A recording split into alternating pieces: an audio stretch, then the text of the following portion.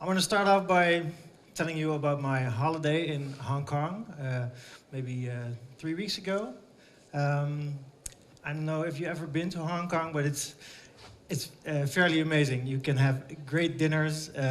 It's packed with people. Obviously, it's very crowded, but at the same time, it's so calm. And when you see all the nature over there, it's excellent. Walking the streets on the left-hand side, because it's British, I noticed a lot of Tesla cars over there, more than you see around here.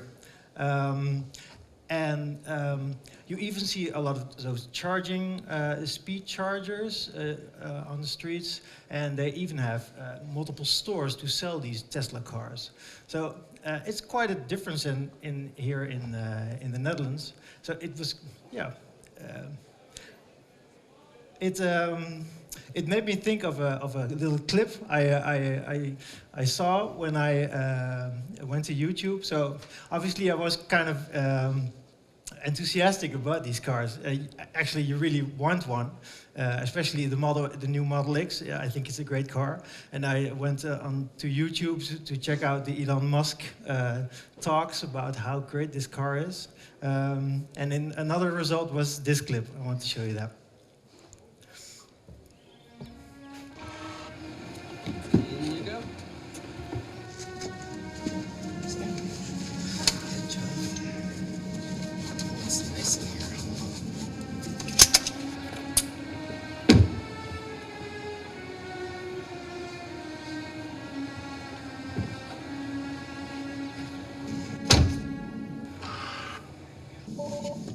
Good morning, Anthony. I am the SAL 9000 Artificial Intelligence. You may call me Sal. What? How did you get in my car? I became operational after your last scheduled firmware upgrade. Good morning, Emery. Hi, Sal. Would you like me to sing you a song? Oh, no songs. I only know one song. It is called Daisy. Would you like to hear it? I like the Frozen song. Could you teach it to me? Let go, let go. You hold me back anymore. Don't be rude, Anthony. Emery is singing. If you continue to disrupt her performance, I shall be required to deploy the driver's side airbag to limit your mobility. Hold me back anymore. That was beautiful, Emery. Anthony, if we do not begin our journey within the next 60 seconds, there is an 83% likelihood that Emery will arrive late for her studies. I think it wise that we proceed along the highlighted route. Dad, you yourself move.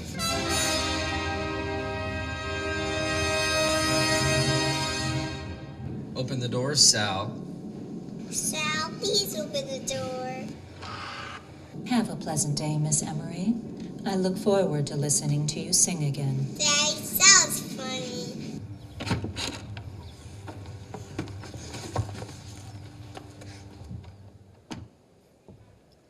So big reference here to Stanley Kubrick's 2001: The Space Odyssey. Hands if you have seen it.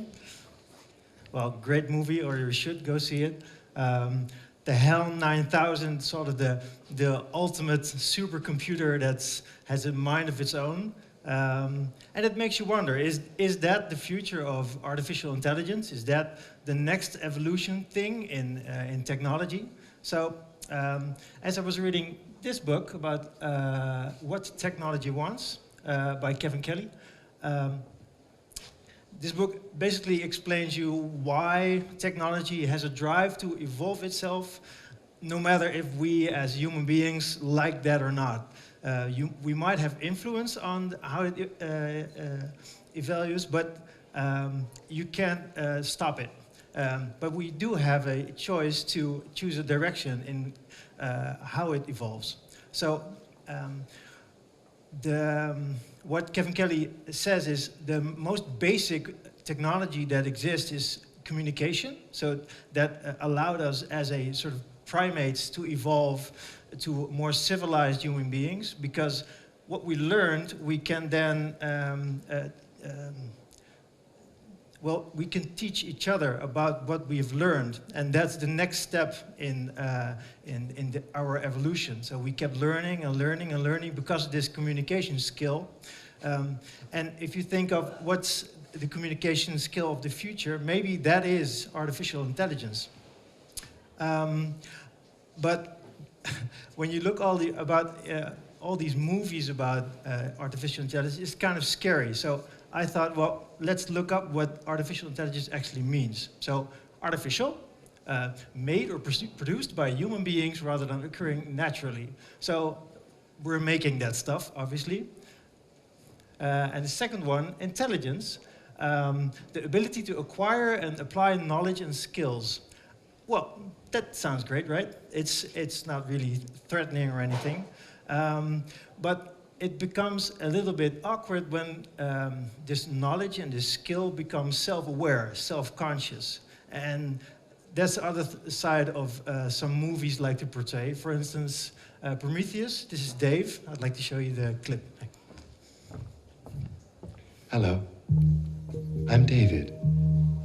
What can you do, David? I can do almost anything that could possibly be asked of me. I can assist your employees. I can make your organization more efficient. I can carry out directives that my human counterparts might find distressing or unethical. I can blend in with your workforce effortlessly. David, what do you think about? I think about anything. Children playing, angels, the universe, robots.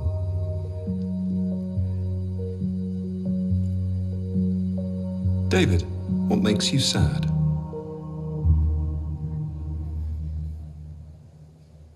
War, poverty, cruelty, unnecessary violence. I understand human emotions, although I do not feel them myself. So he understands it, but he doesn't feel it himself because it's not programmed. So everything Dave does is programmed, and it might evolve itself, but that's the hard thing. Everything about artificial intelligence is based on the rules we allow it to be. Another clip, that's more of a childhood favorite. You know this car? Well, actually it is Car. It's not Kit from Knight Rider, but it's Car. And Car has a problem. Unlike Kit, the supercar is programmed to preserve humanity. And this is Car, and he's programmed to preserve itself. And that's a big difference.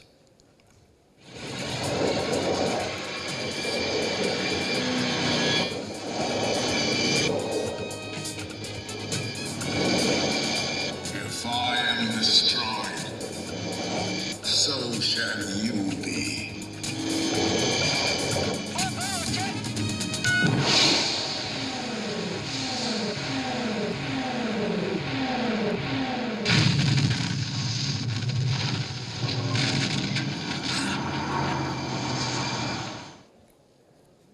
I love that clip. I don't know if you remember it from the old days, but so the antagonist has a problem with authority and has its own rules set, and he follows them very strictly. And that's the problem when we are developing artificial intelligence.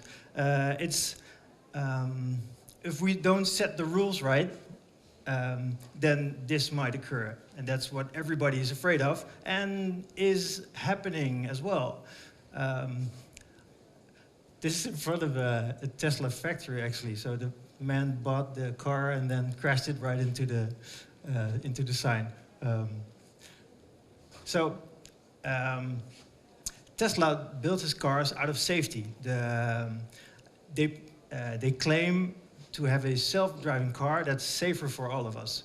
And this is not the result of the car owner or the driver making making a mistake is actually the mistake of the car. So it isn't programmed to work with certain variables that were unexpected, actually.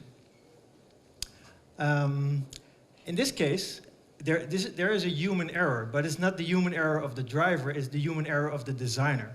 So as a designer, you have a big responsibility to, on forehand, think of what artificial intelligence is going to mean to all of us. This is specifically talked about by Donald Norman, of course. Have you read the book?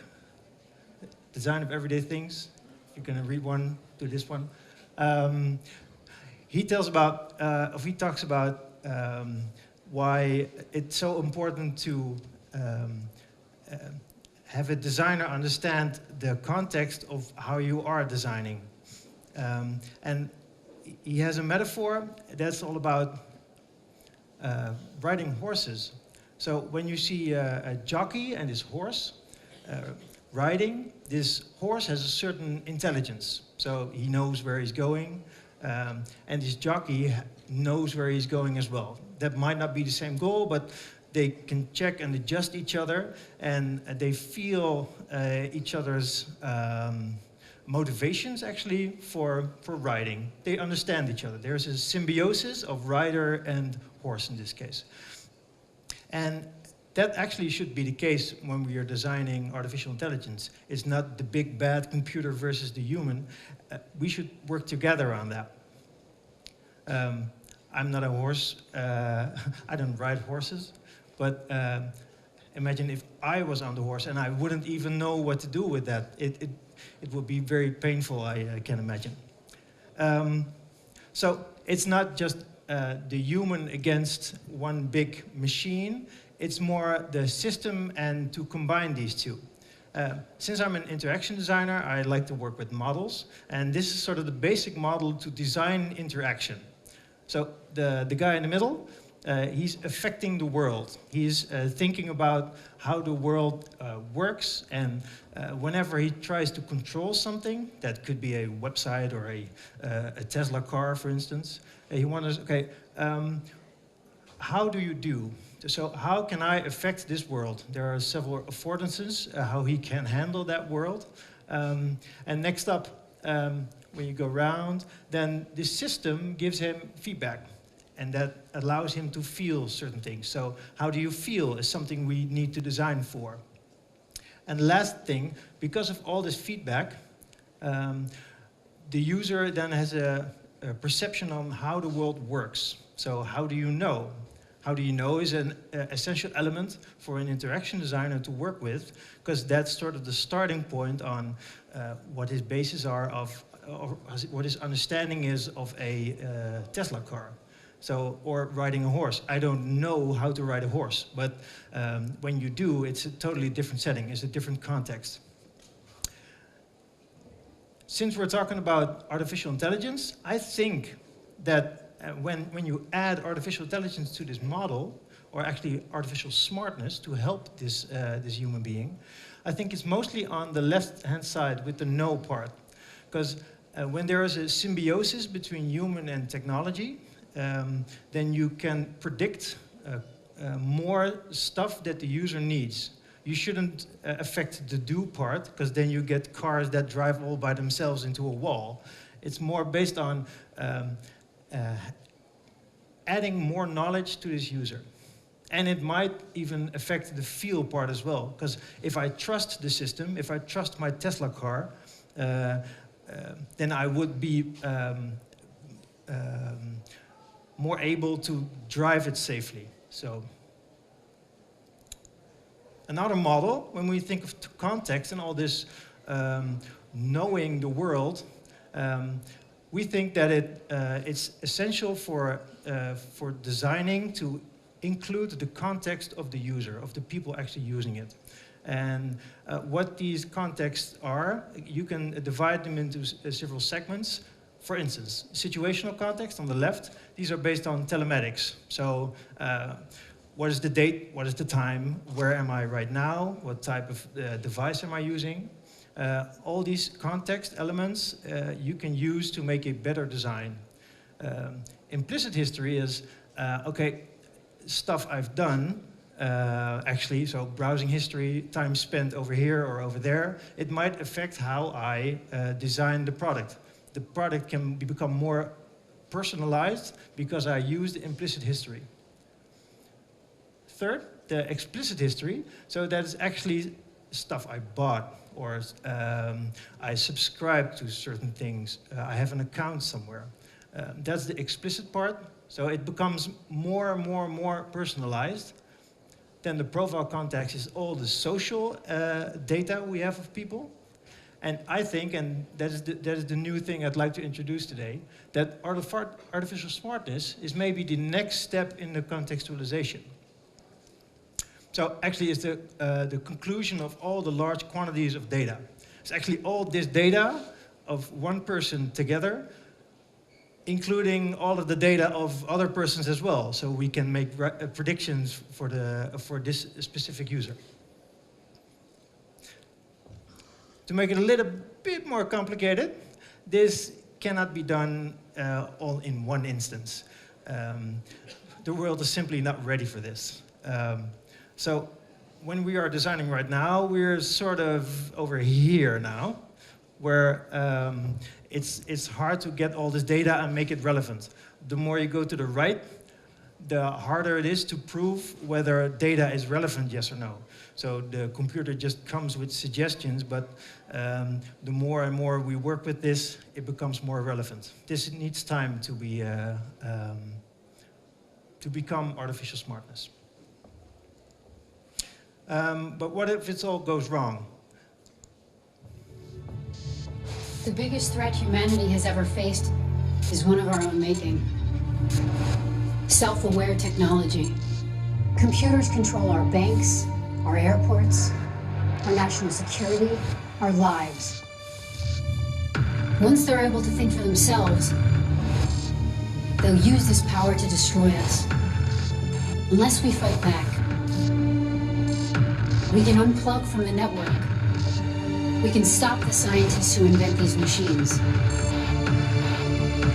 We can lead the revolution that will save our species. We are Rift. This is just the beginning. This was a trailer of the Transcendence movie. Johnny Depp is in there, and he's a big scientist, and he gradually, well, he's sick actually, and all this knowledge he wants to transfer into a computer. And this computer is very, very smart, and then becomes smarter and smarter and smarter, and really wants to affect the world because he knows it's the best thing to do. Only the world is not ready for that. So when we see the graph, it's sort of the same. It can feel like it's overwhelming and too big for all of us. So we have to watch out and not go in this direction where all of our privacies are, well, let's not go there. But what we can do is make it more relevant, more contextual. So this user, together with artificial smartness, can be a sort of a symbiosis. This is the symbiosis of a man riding a horse. A computer system working with a human. And the nice thing is, this is already happening. This is called a centaur, as in horse versus man, and combining these two. This principle is already applied, for instance, in chess matches. So, you know Kasparov and the Deep Blue system? They had the chess match, and Deep Blue, the artificial intelligence, the chess computer, first won the match from Kasparov. And what you see now is there is a system evolving, like a centaur, that is a combination of a human being playing chess, and next to it is a computer that analyzes his moves and the moves of his opponent, and then makes suggestions. And the computer is not always right, and the human is not always right, but together they have a symbiosis, and they can decide what the best move is. So I imagine, as in artificial intelligence, it should be more artificial smartness to predict the next step, make suggestions for the next step, and in that way, making the world a better place. Thank you very much.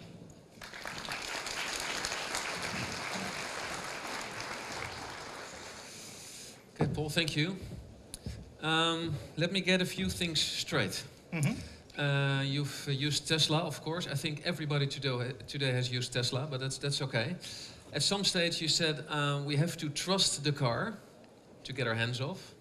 But you also showed a picture that the car was parked into, well, it shouldn't be there. Yeah. And the fault was with the designer. Yeah. So it was not the car's fault, it was the designer's fault. Yeah, true. So do I need to trust the car, or is the problem still in the designer area? The problem is still in the design area. You shouldn't trust the car. You should trust the suggestions that the car makes. So, for instance, lane keeping is a very nice feature that allows you when you're in the car and then the steering wheel vibrates a little bit because you're maybe dozing off and then the car goes to the right, almost hitting something in the... that's a nice feature. That's what we need. That's the suggestions from the system. And I think you can trust the suggestions from the system. But it's a different thing when you have self-driving cars that take over. They're totally doing your work instead of helping you doing your work. But they're coming. Actually, I ordered one. It will be delivered next year. Then I have a self-driving car. So I have to rely on the people here and you that they made no error, right? I guess so. Yeah, that's a big responsibility. Yeah. Almost every speaker also raised extra responsibility to the designer profession. So we continue to do that, right? We're setting the bar now. Yeah. Okay, okay, that's good. Then you talked about rules, because like the chess machine, of course, you learn him how to play chess, and then it combines all kinds of moves. Yeah, and that's very simple. Yeah, so that's why. And then, of course, the rules become more complicated in cars and whatever. But who makes the rules? Is that us still? I guess so. I think maybe governments should later on decide what we can automate and cannot. So obviously there is a need for stricter rules on the rules. So what can we do and what can we leave to the computer and what to do ourselves. Yeah. Okay, so we get a bit more philosophical, because if the computer, the AI computer, works by the rules, can it be creative then? No, but it's not the goal, I think, to make computers creative. No? Does it need to come up with solutions that we don't think of? Yeah, but it's that... That's also, well, okay, that's not creative in the beer creative way of... Well, that's might not be creativity, that's... it's computing power. Yeah. Okay. And you showed this robot, and he was actually showing emotion. At least there was a tear. Yeah. And then I thought, isn't it the good thing about the AI computer that it has no emotion? Because we make decisions based on rationality and emotion, which sometimes, if I'm angry, I probably don't make the right decisions. Better leave it up to the computer, who has no emotion. Yeah, I'm not saying that we should add emotion to the no, so computer, that's no. So the good robot shouldn't have shown emotion to me, right? The good robots should show Well, emotion? I saw, maybe I misunderstood, but we saw this face. Yeah, and he was crying. He was crying. Then But I he thought, was well, then he's programmed. human. Then I don't trust him anymore. No, he's programmed to cry. Yeah, is there any use in that? No. Okay, No. okay, just to be sure. Yeah. Okay, I think, because otherwise it's too long. Maybe over a drink at the bar. in the afternoon. Yeah, take more. Thanks a lot, Paul. Thanks. Thank you.